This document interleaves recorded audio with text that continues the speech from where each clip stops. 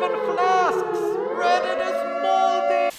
So, what is all the fuss about? Well, the new leak finally got announced, and it is definitely looking like a juicy one, to say the least. There is a lot of stuff that I did not expect at first, but I'm definitely looking forward to it. Let me just say beforehand, this is a simple, shitty opinion video that is not to be taken seriously, but more or less give you my 2 cents about the recent announcement stream. I'm not going to talk about every single thing that has been mentioned on stream, as I'm probably going to forget half of it, as it has been a very, very informative 40 minutes. But yeah, we'll see what I can muster. Let's dive right in. So, new leak, new theme.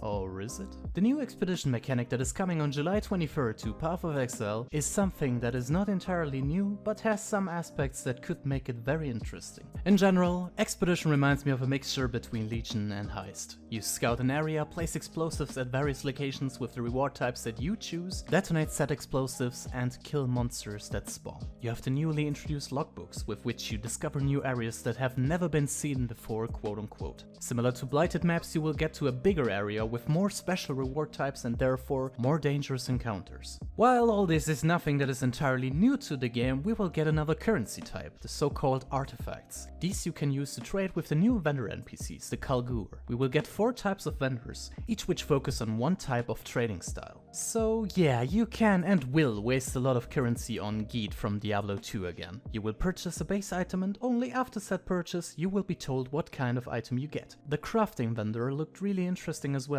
You can choose to upgrade an item with your artifacts, adding certain random modifiers to it. Harvest is back, sort of. I really like these 2 ideas even if they're not completely original. Can't wait to gamble my non-existent fortune away, although I'm not too keen on the haggling vendor where you have to set your own price and even have a chance of losing said item completely if your offer is deemed too low. But I'm guessing that certain PoE cracks will figure this one out somewhat. We will also see a new defensive property in the game.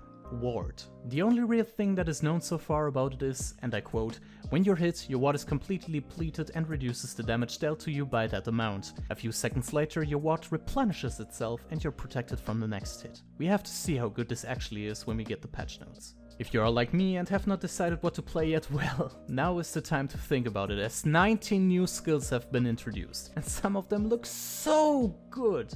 I'm so fucking hyped for Rage Vortex, Bone Shatter, Shield Crush and Explosive Concoction, the latter which uses flask charges to generate different skill effects and requiring unarmed combat. And speaking of flasks, they have been completely reworked. While Flask Piano has been in the game for a long time now, GGG created new orbs to modify your flasks, making them either better but not generating charges while active, or using them automatically when certain conditions are met. Furthermore, they reworked the effects of basically every flask out there and introduced the Gold Flask, which improves rarity of items found, as well as the Corundum Flask, which increases your stun threshold as well as provides stun immunity if you've been stunned while this flask is active. At last, PoE is getting more challenging. Long story short, basically every skill in the game has been nerfed as GGG is unwilling to, quote unquote, just scale up enemy damage and HP, which is a point that I can understand perfectly well. This is a pretty lazy attempt at increasing difficulty mechanics wise and has been the biggest factor for me losing interest in Diablo 3, which I played excessively some years ago together with a good friend of mine. Hey Dennis. Oh, and PoE Battle Royale is a thing, again, which you can see footage of in the background. I played 3 or 4 rounds now and I'm pretty bad.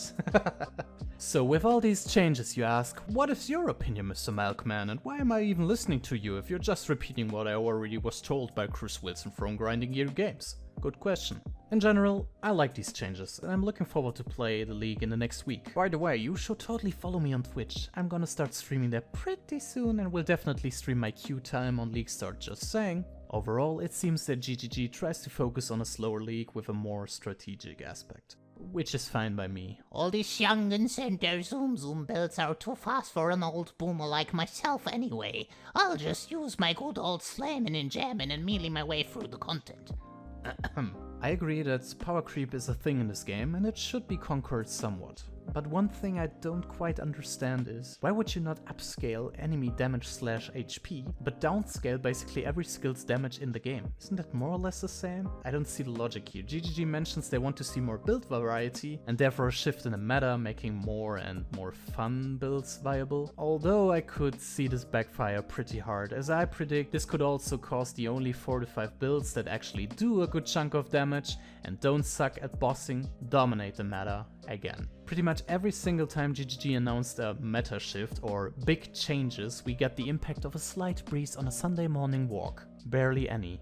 So yeah, I'm open for the change, but one could assume that many players will be quite frustrated playing the acts this time, as they have been adjusted as well to a certain point, if I remember correctly. I'm not sure if the philosophy of seemingly building the game around streamers who just obliterate the game works in terms of the average player, as said streamers will always find a way to breeze through the endgame anyway. Also, it is more than likely that enemies will still end up one-shotting you, even more than before probably, as you're doing less damage overall. What I like though is that instead of creating new skill gems around the league's theme, they designed them around ascendancies this time. I guess those will be thrown around with different ascendancies though, to test them out and stuff, but I'm pretty excited what players will come up with, and I'm already thinking about stuff myself, but we'll see. The league mechanic itself seems okay. It's not a boat league, which obviously is a huge minus in my book, but the whole presentation, the music, the art style just gets me hyped every time. I just hope we as players get not too cluttered again with hundreds of new splinter types,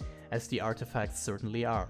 And they're still not stacking properly. I still don't understand how a player can play the game without purchasing multiple stash tab types. Seriously. Here's to hoping though that this league will keep me interested for a while. As I said beforehand, it reminds me a tad bit of Legion. You pick your own loot this time without a time limit, as it seems, so yeah, this is definitely welcome. Also, I really like the small areas and hidden secrets that you can find in logbook areas. Just keeps me engaged as a certified gamer. All in all, I'm pretty freaking hyped, I gotta say. I certainly forgot to mention a lot of stuff here, but it's 2 AM in the morning already and I want to wrap this up here. If you watched my first MeLK Talks video, you saw that I introduced the so-called MeLK score system, an obligatory yet totally insignificant value on an equally redundant points-based system, its only purpose being an indicator for digesting my opinion better. So I give this league's announcement stream 4 out of 5 MeLKs. I'm pretty hyped for this one now. I can't wait to see the changes in action and creep my way through the acts again. I hope that the servers are stable next Friday, as you guys can surely remember the disaster that has been the Ultimatum League start. And although I hope that the changes will have an effect on Path of Exile's current metagame,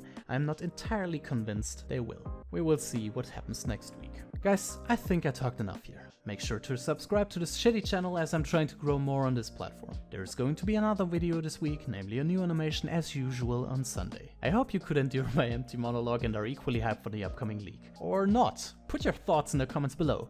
I'd love to read them. I'm gonna stream every now and then on Twitch pretty soon, so make sure to follow me there. And come to my Discord server too. Links for those you will find in the description below. Thank you guys so much for watching. Your comments always make my day and they're keeping me motivated like you wouldn't believe. Love you all. See you on Sunday. Subscribe.